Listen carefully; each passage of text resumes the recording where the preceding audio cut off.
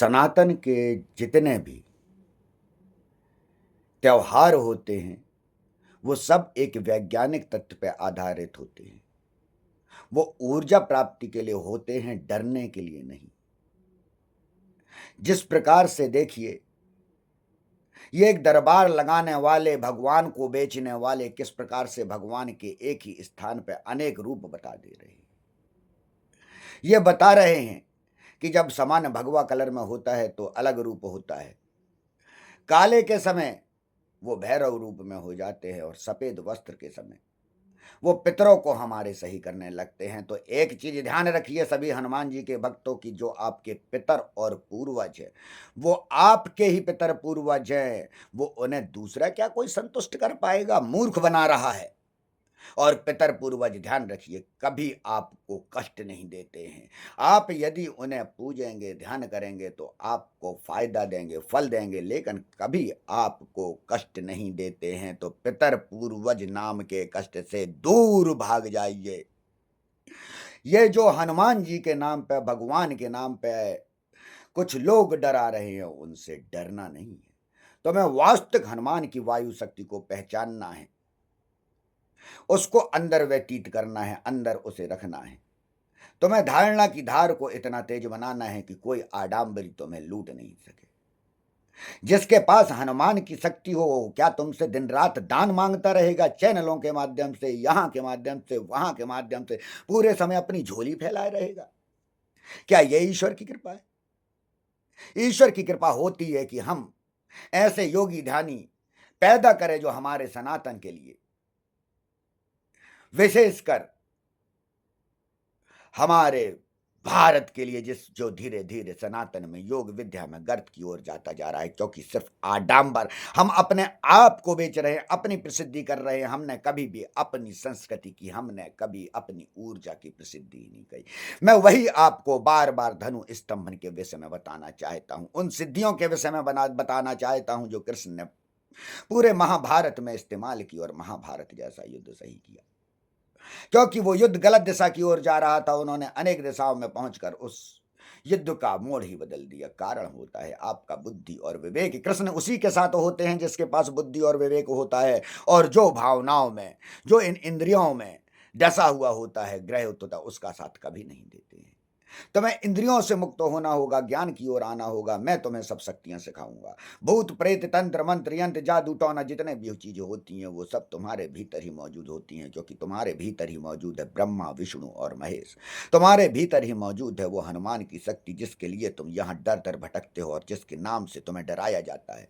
कुछ आडंबरी लोग तुम्हें उनके अनेक रूप बता देंगे। वो कहेंगे कई बार कि ये भैरव के रूप में है, यहाँ काला रूप आ जाता है, यहाँ पितर के रूप में है, यहाँ सफेद रूप आ जाता है, और यहाँ साक्षात हनुमान जी का रूप है जो तुम्हारे कष्टों को मिटा देते हैं।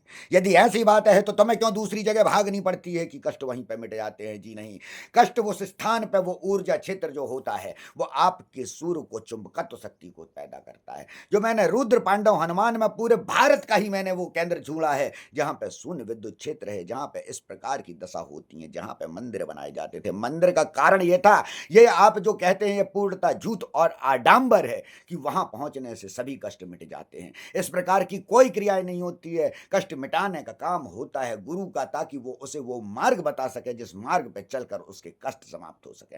मेरा भारत के सभी साधु संत महात्माओं, ज्ञानी धानियों से ये कहना है कि आडंबर को आप समाप्त कर दीजिए, क्योंकि हमारा सनातन खतरे की ओर बढ़ता जा रहा है। हमारे सनातनी मानसिक विकलांग हो रहे हैं। और अंत में ये चीज और मैं कहूंगा कि जिस व्यक्ति को सपने में बार बार आके कोई दादाजी बाबा जी आदेश देते हैं, तो वो मानसिक विकलांग है, कोई शक्तिशाली इंसान नहीं।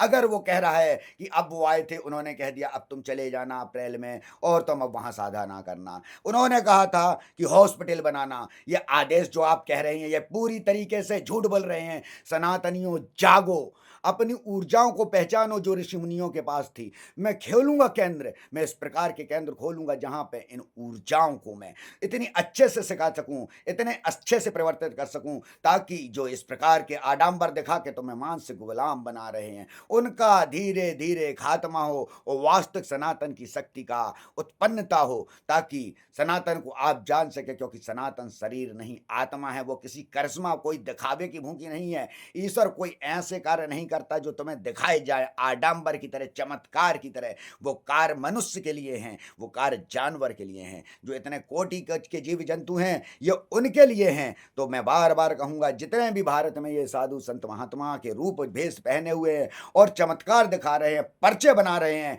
आप सबके खिलाफ एक दिन जनता जागेगी और कहेगी, जरा अपना पर्चा बना के दिखाइए। विवाह के लिए भाग रहे हो, 4-4 बच्चे पैदा करने की बात हो करते हो, खुद 28-30 साल के हो जा रहे हो, तुम्हारा विवाह नहीं हो रहा हो, तुम 4 बच्चों की बात करते हो। तुम्हें मालूम है कि यदि एक माँ को बच्चे पैदा करना होते हैं तो उसका समान शरीर का जो कहा जाता है पैदा करने के बच्चे के लिए, तो वो होता है 20 साल से लेके मात्र 35 साल तक। तुम 30 साल में शादी करोगे, क्या बच्चे पैदा करोगे? ले कहते हो हिंदुत्व खतरे में, इतनी लाइन लगानी है। इसीलिए मैं बार-बार सनातनियों से कहता हूँ, तुम्हें पहचानना होगा अपने वास्तविक धर्मगुरुओं को। तुम्हें पहचानना होगा कौन शंकराचार्य है और कौन पीठ पे बैठकर आडंबर दिखा रहा है। तुम्हें जागना होगा, क्योंकि जो धर्म है वो तुम्हारे लिए, तुम्हारा धर्म तुम्हारे लिए काम करेगा, मेरा धर्म मेरे काम के लिए करेगा। और जो चिल्ला रहा है बार-बार, उसका धर्म उसके लिए काम करेगा। लेकिन वो जनता को मूर्ख बना रहा है, भगवान के नाम पे डरा रहा है। भगवान कभी भीख मांगते नहीं, भगवान देते हैं। मंदिर वो स्थान होता है कि जहाँ पे आदमी कुछ भी पैसे चढ़ाता है तो उसे तुरंत प्रसाद दिया जाए।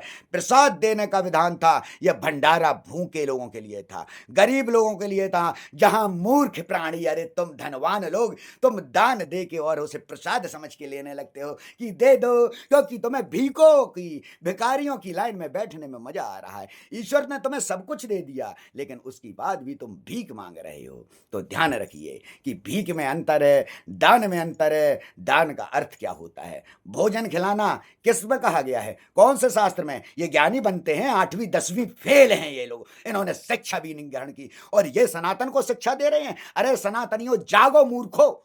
एक 8वीं 10वीं फेल तुम्हारा धर्मगुरु बन रहा है, तुम चिल्ला रहे हो। ये धर्मगुरु बिल्कुल हो सकता है, ये उनके लिए हो सकता है जो अनपढ़ और गंवार है, क्योंकि वो अपना बुद्धि का विकास ही नहीं करना चाहते। वो नहीं जानना चाहते अपने वास्तविक ब्रह्मा विष्णु महेश को, वो वास्तविक नहीं जानना चाहते हैं अपनी गायत्री को, वास्तविक नहीं जानना चाहते हैं अपने हनुमान को, जो तुम्हारे भीतर बैठा है, जो इंद्रियों को समाप्त करता है, सनातन की शक्तियों को जागृत करता है और तुम्हें इतना शक्तिशाली बना सकता है कि अहम ब्रह्मास्मि कहकर तुम ब्रह्म के समान बन सको और अपने कष्टों का निवारण कर सको। मैं बार बार आखिरी बार यही कह रहा हूं सनातनियों, जागो, अपनी सनातन शक्तियों से पहचानो। ये बाबा टाबा जो तुम्हें पर्चा बनाकर मूर्ख बना रहे हैं, एक दिन इनकी समाप्ति होगी, लेकिन तुम्हें जागना होगा। मैं इतने सारे संत महात्मा, ज्ञानी ध्यानी, धनु स्तंभन के ज्ञाता पैदा करता जाऊंगा। मैं इस प्रकार के केंद्र शीघ्र खोलूंगा जहां पर आकर लोग रह सकेंगे और इन ज्ञानों को प्राप्त कर अपने स्थान में पहुंच सकें, ताकि इस प्रकार के जो आडंबर हो रहे हैं भगवान को बेचने वाले, वो समाप्त हों। क्योंकि भगवान बेचने के लिए नहीं, ग्रहण करने के लिए है। और ध्यान रखना, भगवान सभी के लिए समान है। जितना मेरे लिए है उतना तुम्हारे लिए है। जो शक्ति ईश्वर ने मेरे को दी है वो तुम्हें भी दे सकता है। बस कारण क्या है कि लोग घुमा रहे हैं तुम्हें ताकि तुम जान ना सको, और मैं बस वही चाहता हूं कि तुम उस शक्ति को जान भी सको, पहचान भी सको, ग्रहण भी कर सको और वास्तव में अपने परिवार का, स्वयं का और पूरे समाज का जन कल्याण करो। क्योंकि भूलना नहीं, सनातन शरीर नहीं आत्मा है। ये शरीर समाप्त हो जाएगा लेकिन ये आत्मा अमर रहेगी। कुछ आडंबरियों को तुमने देखा होगा कि जो अपनी प्रसिद्धि के लिए इतने बड़े बड़े हिंदुत्व के खेल दिखा रहे हैं। कभी आपने उनके पिताजी को देखा? कभी आपने उस महारथी से जो हिंदुत्व का बड़ा चेहरा बनता है, दरबार लगाता है, कभी अपने पिता की प्रसिद्धि सुनी? मेरे पिता ने मेरे लिए कुछ नहीं किया, हमारे पिताजी कुछ नहीं करते थे। ये अपने पिता के लिए कहे जाते हैं शब्द, बल्कि पिता के लिए कहा जाता है कि पिता ने मेरे लिए जो भी किया वो कम है। तो तुम लोग मूर्ख हो, क्योंकि तुम चमत्कार में बहते जा रहे हो। कभी आपने उस चमत्कारी पुरुष के माँ को देख लिया, भाई को देख लिया, वो भाई जो गुंडागिर्दी करता था, दादागिरी करता था, कितने कांड करे, लेकिन सब छुप गए। क्यों? धन के आगे, प्रसिद्धि के आगे, ना कि ज्ञान के आगे। उनके पिता का ज़रा देखिए, क्या पिता कहीं समाज में दिखते हैं? पिताजी भी तो घर में हैं, वो भी तो रहते हैं। क्या वो हनुमान जी के भक्त नहीं? क्यों नहीं उन्हें कैमरे के सामने लाया जाता? आप लोग वीडियो चैनल वाले फ़ेसबुक में, यूट्यूब में जिस भी तरीके से अनेक चैनल बनाते हैं, तो आपसे कहता हूँ, जाइए उन महारथी, भविष्यवक्ता जो सनातन धर्म का झंडा लेके चलना चाहते हैं, अग्रसर बढ़ना चाहते हैं, और संस्कृत तो पढ़ना क्या, खुद स्वयं 8वीं 10वीं फेल हैं, और वो बात करते हैं शंकराचार्यों की। उनके पिताजी का पता लगाइए, कौन से कोने में एकांत में बैठ के साधना कर रहे हैं, जो समाज के सामने आ ही नहीं सकते।